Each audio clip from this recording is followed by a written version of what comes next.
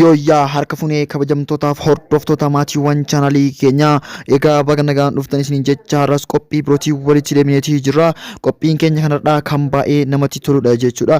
Qophiin har'a qabannee dhiyaanne turtii aartist Ittiqaa Tafarii wajjin godhame tokko viidiyoo baay'ee namatti tolu tokko isiniif finnee dhufnee jirra.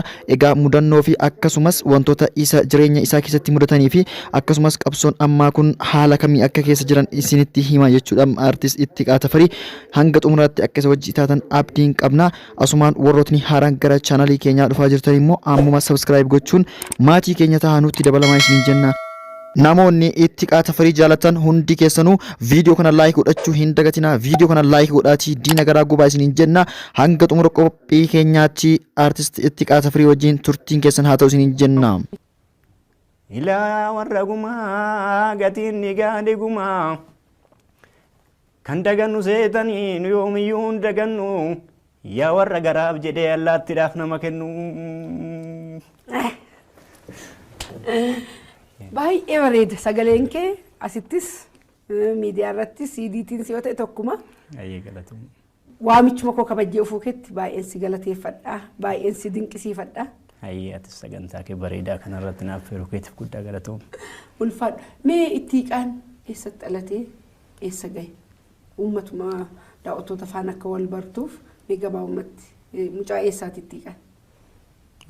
Ani kan hin dhaladhee godina Shawaa Kaabaa Aanaa Kuyyuu ganda qonnaan bulaa Hariiroo Darsoo jedhamutti. Dhaladhee ijoollummaa koorraa eegalee akkuma nama kamiituu maatii koo jabboota tiksuurraa haga hojii humni koo danda'u hundaa hojjechaa ture. Bara 1991 mana barumsaa Laaftoo Gulantaa jedhamutti kutaa tokkoffaa eegale.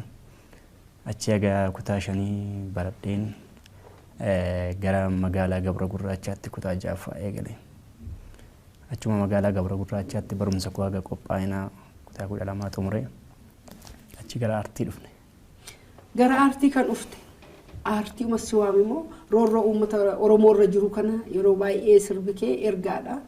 Sirbi kee sirba yerooti. Qabsoo Oromoo keessatti sirbi kee shoora guddaa qaba kan ammoo Oromoon sirriitti ni beeka. Aartii uummatu si waamimoo haaluma uummataatu gara aartiitti fide? Ani hagan barnoota koo kutaa 10ffaadhaan gahutti waa'ee weellisaa ta'uu yaadeen beeku. Garuu daa'imummaadhaa qabee yeroo loon tiksuurraa eegalee